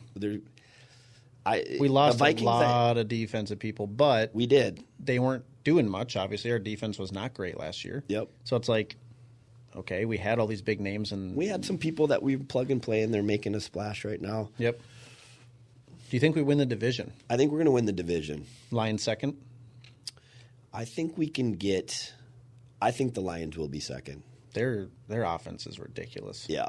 Yeah. And then I think, the Bears will probably be a little better. Yeah. But they're still not close. If Justin Fields figures it out, dude, Yeah. he's a complete game changer. Yep. And we don't know what Love's going to do. Hopefully Love doesn't turn into a Rodgers. Oh my gosh. If they get lucky 3 times in a row, I'm going to freak out. This has to be the worst thing they've ever had happen to them in order to level out the amazing Hall of Fame quarterbacks they've had. It's just not even fair. I'm so sick of it. so not They just fair. need to feel it. I Just know for they like do. a few years, be I like, know. hey, this is what we've had to deal with since I've been born. I know. So that actually- I don't know. 10. We'll say 10 wins. We're going to win the division. We're going to win the division. 10 wins. And then my follow-up question was Packers record. They on the bottom, you think? Yeah, bottom. 6 wins. There's all this buzz coming out of their camp, like, their third-string running back just had a 80-yard run. I'm like, yeah, against third-stringers. Yeah, Like, right. what are we talking about here? Right, Right. right. But, yeah, God, I mean, I really do hope that they win, like, one game. Yeah. Like- I mean, they'll surprise, I'm sure. I guarantee They you. always surprise. They'll hang around until, like, the 16th week or something. Yeah. They're going to be annoying. Yep. Okay, so I think I know this because it's on the table, but Caribou or Starbucks? Caribou. Hold on. I happen to also have my one coffee for this week. Cheers, buddy. Cheers. Oh, damn, I dripped on the table. All right. Favorite food? Crab legs. Oh, Yeah. that is I a mean, sneaky good choice. If I could lay newspaper on this and then Get a dump like bib? 5 pounds of crab legs right here, I'd be there with you dude, next time. that would be a dream. Oh, But when you do that, I'm not really a beer drinker. yeah. But with that setup, Yeah. Gotta have a beer. Literally, it's just Budweiser. So what's your Wash down the Yeah. beer. So favorite meal, would that also be crab legs or is that a different thing? I mean, I'm a steak guy. Yeah. I've been into smoking meats now too. Yeah. So I love a good piece of steak. And What kind of steak? Filet, ribeye? What are we doing? I've porterhouse. Porterhouse. You can kind of get a little both. Yeah. I like it. that. Yeah. And how do you like it? Rare, medium rare? Yeah. Got to be medium rare. Favorite realtor? Tyler. Shameless That's plug. a tough one. I know. I got a lot of close friends that are realtors. We won't make him answer it. But you should have seen the way he looked in my eyes. Like, we both know. But that was a well-placed question, though, brother. But I will tell you did an amazing job. Thank you. I have used Tyler Miller, and he was always there, and answered every question, was timely, knocked it out. Dress is really good. You did the job beautifully. Yeah, I appreciate it. So I know you got plenty of people. That was kind of a fun question. yeah. But Well, I'll use you again, buddy. thanks, buddy. Best vacation spot in your experience? Ooh, I mean, I've always had a lot of fun with Mexico. Yeah. I don't know. I guess a lot of people are saying it's dangerous now, but If you stay on the resort, I think you're fine, stay. right? You know, I'd like to stay. Are you like going out in the towns and stuff like that? Is that what you do? I did. Did you back in the day? I'm not really. I don't live in fear, man. God's got you. I mean, honestly, I honestly don't live in fear. I'm the but same way. I'm also not stupid. Right. You know, so like I'll trust my intuition if I'm feeling something's not right. Right. But anyways, Mexico? Mexico. Favorite restaurant in Blaine? In Blaine, man, you could pull up to Oliver's, and I'm working there all the time now. Yeah. But is that my favorite restaurant? Is that where you're working? I work out of Oliver's quite a bit. Oh, like I do sitting at business the meetings laptop there, or, okay. set up the laptop. Nice. You know, they have a good little breakfast bar there. They do. You know, so like I'll hit breakfast, and then obviously you can do all the high end coffees and stuff. They have just a cool menu, spot. You can get a nice drink there too if you want. Yeah, so I like Oliver's. I'm going to stick with Oliver's. Okay. Favorite drink if you're gonna have a drink, and then your favorite spot to have that drink. You talking adult beverages? Yeah. Oh, Jesus. It's only one. It's Dirty Martini. Dirty Martini. Oh, yeah. I think it was 007 made that. I was going to say, it's shaken, not stirred. Yeah.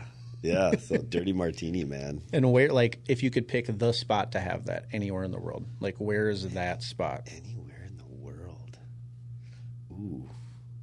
That's a good one. I don't know. Italy's coming to mind. Because I think it matters where you have the drink, too. You know what I'm saying? Yeah. Like, so, for example, I'll smoke a cigar twice a year. Yeah. But if I smoke a cigar and I could pick a place, there was this cigar bar in Mercado, which is just north of Naples in Florida. It's called Burned by Rocky Patel. They have these giant smoking chairs, like super tall backs. Fun. And the vibe is just like, and it's like the bar is lit up orange and it's dark. And you just feel like you're Scarface or something. And you got an old fashioned and like, too, dude. So like, there's one thing, like, I love a cigar, but, like, where would you have it? I'd go back there. You know what I mean? I like that. So, good. you know, I just didn't know if you had a spot, but, Italy, any of that stuff. Yeah, I mean. Outside on a. Wherever, man. Yeah. Like, It's a good day if you got a dirty martini. That's the one drink that'll actually get me kind of excited. There we go. Otherwise, Well, good to know. Yeah. Okay, if you had to pick a favorite thing to do in the city of Blaine, like, what is your thing? Is it maybe it's at the National Sports Center? Maybe, you know. What is it for you? Yeah, in Blaine. Favorite thing in Blaine. I mean, I love the parks. Because you used to own a house in Blaine. Now you have a townhome in Blaine still, right? Live in Club West now. Yep. So obviously the parks and stuff. Yeah. Like, I like to play sports with the kids and go and throw the football around and walk the dog and so ultimately I stay pretty active in all aspects, right, in Blaine. Yep. But just, kind of the Blaine is like, it's thriving. It's nice. It's a great community. Yeah. You know what I mean? Like Blaine has a lot of stuff to like flex on. Yeah. I mean, there's a lot of great. The airport, the National Sports Center, so many nice restaurants. There's just so much stuff. The Lakes community where I live, like it's just a public beach. All these things. Yeah. And it's just like, people just don't know about it. They just don't know. They just don't get it. They think it's there's like a lot. They think it's like trailer park country, and you're like, no. No, it's nice. Well, I had my mom's retirement party the other day, and so I had a lot of family coming in and out of town, and a lot of people were like, "Wow, you come into Blaine? It's like really nice. Like it's a nice community." And so I think we're under a good little regime now that ultimately has been doing some positive movement. I'm hoping to have that regime on here actually. I talked to the mayor the other day, and he's going to pop on here, tell us what's going on in the city. I love that. They have some really cool things coming for like downtown Blaine, and they got some. It's going to be a whole different. I'm in the know of all that. Are you? Yeah. So well, you know a guy, so you probably would know. Yeah. Let's see, a couple more. Do you have any hidden talents? Hidden talents, probably. Yeah. I sing. What do you sing? I sing. I'm not going to sing right now though. Just a little. No. Okay, what's your go-to like song? Is it you sing karaoke, or you just like to sing in general? I mean, I've sang in quite a few weddings. You sang at a wedding? Yeah, I've sung in multiple weddings. Like you were the entertainment they hired? Yeah. Shut up. I've gotten paid to sing, yeah. You have to sing. I was in choir. Like a 5-second, what is it? No. Just hit me with the do, re, mi, fa, sol, la, ti, do? No, dude, no. But yeah, anything. I kind of got a high range. You're a falsetto. I talk low, but I can sing high. This is your podcast voice, but you're really up here. Yes, I can. That would be the hidden talent. That's amazing. I can sing. Yeah. Well, next time, when you're 2 years from now, when your business has exploded, we're just gonna have a karaoke podcast. Hey, session. there we That's go. It. Yeah, let me prep for it. Yep. Okay, you have to pick one of these. What's your favorite? Facebook, Instagram, or TikTok? Instagram. Any reason as to why? I don't know. It's just kind of. It's your vibe. Now. Yeah. It's kind of now. You're hip. It used to be Facebook. Now it's Instagram. TikTok's fun, but I've never had a TikTok. Yeah, it's a time. But you kind of kill TikTok, don't you? I try. Are you killing the game with TikTok? Not as much as my stuff's really mainly Facebook and Instagram. I'll post on TikTok. Okay. I just really enjoy TikTok. There's so many funny, stupid things on there that me and my buddies all day will just send videos back and forth. It's great. That's fun. Okay. But it's a waste of time. Okay. Yeah. What show are you binging right now, or have you binged recently? Yellowstone. Ooh. Mm-hmm. Yellowstone. I got into a serious Yellowstone binge. So Yep. it was Yellowstone, then what was it 1885, 18 something. and then 1923. Did you watch that one with Harrison Ford? Oh yeah, I did. Yeah. Oh, it was amazing. Yeah. All of them were. Well, and then Tim McGraw was in the 1883 one or whatever. Yeah, so that was. We love Yellowstone, but the last 2 seasons have been kind of meh. I think they really need something to happen here soon. Right. It's like it started out amazing, and then it's just like, was that episode really important? Didn't watch 5 yet. All right. So I did not watch 5. So I went back. So I went through all 4, and then I did the older ones. Okay. The older ones are really well done. They're really well done. That highly the director, suggest. what's his name? Something Sheridan. Okay. I think is his name. He directs all of them, but they're fantastic. Okay. So, best book recommendation. Do you have one? Best book, or just one you read recently that really stuck out to you? I'm not a big reader, so I'm not either. I don't really have a good recommendation, to be honest. Yeah. But some people are really passionate about books. So yeah, I'm not. I've done, because I was never a reader, I started doing the Audible. Yeah. And then people always said, like, how to win friends and influence people. Like, I had a natural instinct of being that. So I started wrote the book. I started listening to that a little bit. Yeah. But I have listened to books, but gosh, I'd have to go to my Audible to tell you. Not a big deal. Yeah, some people, again, that'd be my answer. I don't know. I did a temperament book, which I would have to. There was a learning about temperaments is pretty amazing. Yeah. For business and personal life. Mm-hmm. So I did a temperament book that I became kind of more expert on temperaments. Yeah. And that helped in every aspect of life. Yeah. But I can't. I think have you ever read Atomic Atomic Habits? No. So Atomic Habits, that's like a really good go-to for entrepreneurs. It's basically like it talks about establishing tiny, minor, little routines in your life, in your day, that turn into this just like massive atomic shift in your life over time.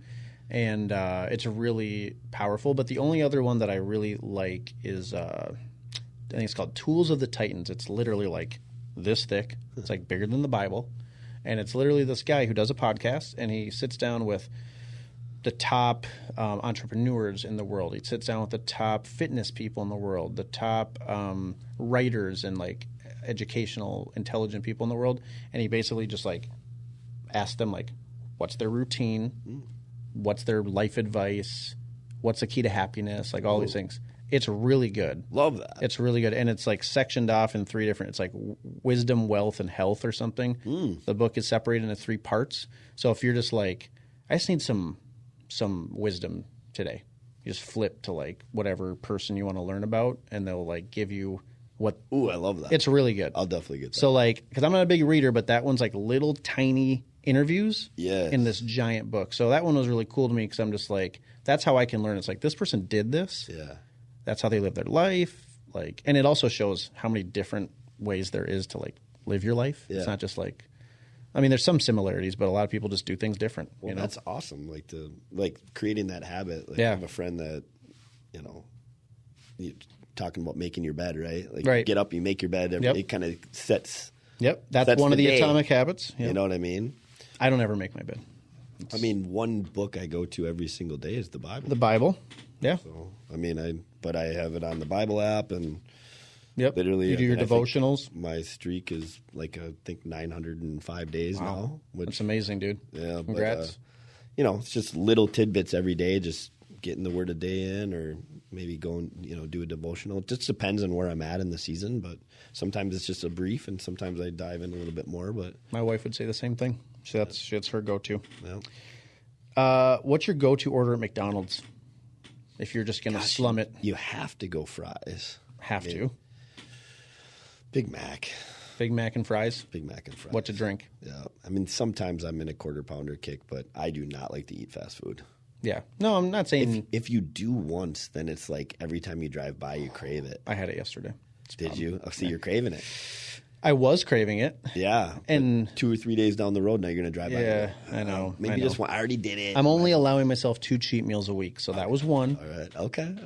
Yeah, we're going. We're going strong. Okay. But yeah, like me and my wife, we're just like trashy people. Like we just love the trashiest food, and like it's just like terrible. Like it's just like I wish we didn't. Like I meet people who are like, I hate McDonald's. I hate fast food. I'm like, I hate you because I wish I had that problem. I'd weigh 20 pounds less because I wouldn't be tempted. But some people are just like, they don't want to eat it. And I'm like, that's great. I freaking love it. I think it's delicious. You feel like crap afterwards. But Yeah, you do. a couple more. 2 more. Okay. If you could remove one emotion from the world forever, what would it be? Ooh, what emotion. Let's remove mad. Mad? Like anger? Yeah. Yeah. I mean, Wouldn't that be kind of cool? it'd be great. Everybody be nice to each other? Nobody's mad. No. Now, is there jealousy, though, still? Because it's different. How can you be jealous and not mad? Is that a thing? I guess. Kind of. Yeah. Right? They're 2 different things. Yeah, jealousy. Jealousy can lead you to good stuff. Yeah, it can make you work harder. Yep. Right. Work harder. It can Open your mind to understand things. who you like. Right.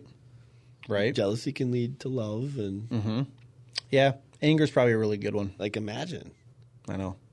Would we all be Nobody's like? angry? Would we all be like too like weak? Has anybody flicked you off before? Not really. Are you not you don't drive? If here's the You're deal. a realtor. Here's the deal. You're probably like a grandma driver. Nah. You're not. No. But if I piss somebody off, here's how you don't get flicked off. You just don't look at them. You just keep going, bro. You know what I do? I just Dude, I don't even. I just wave. I try not to be like. I definitely. about I've it. been honked at. Like, oh, I'm sure. Or like a sorry, like Yeah. that.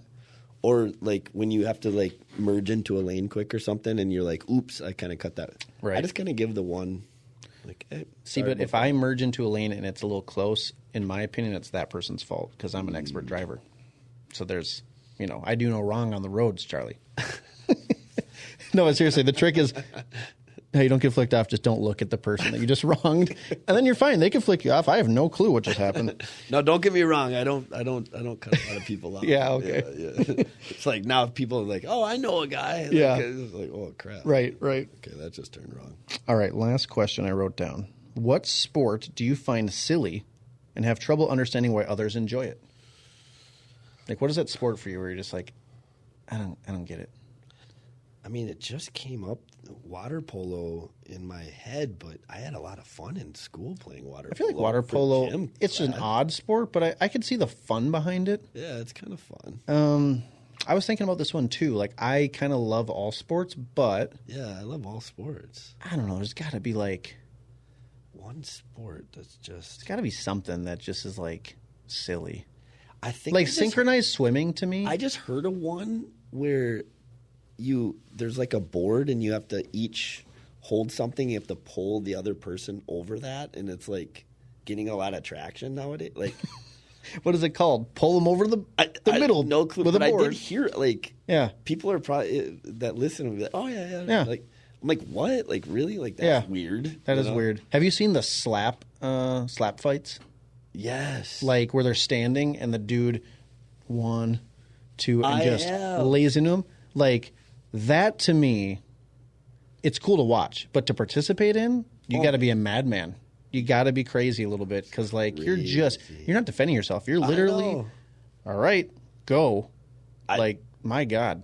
The effect that's going to have on you down the road, I just don't all get the that time where people watching it, where you're just like, oh my gosh, like wow, that's It's bad. brutal. Like in the UFC or in boxing, brutal you hit. can defend yourself. yeah, Where I just slap boxing or whatever it is, yeah, that's it's weird. entertaining as hell to watch. But I would never. I don't understand the draw there. That literally, it just can't be good for you. The people's faces when they're done are like sideways. Awful.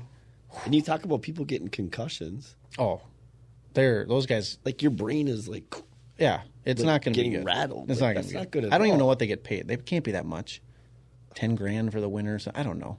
I know. But yeah, other than that, synchronized swimming, I never understood that. So all my synchronized swimming audience, I'm sorry if I offended you. Yeah. I'd love to have you on the podcast and explain Yeah, I don't why you do this. Yeah, no, I just can't hold my breath for more than like 40 seconds. I'm really bad. right? So I'd suck. I'd be the guy coming up like, and then I'd go back down. I'm actually not good at that either. Yeah. Well, that's all I have for you, sir. I hope you had fun.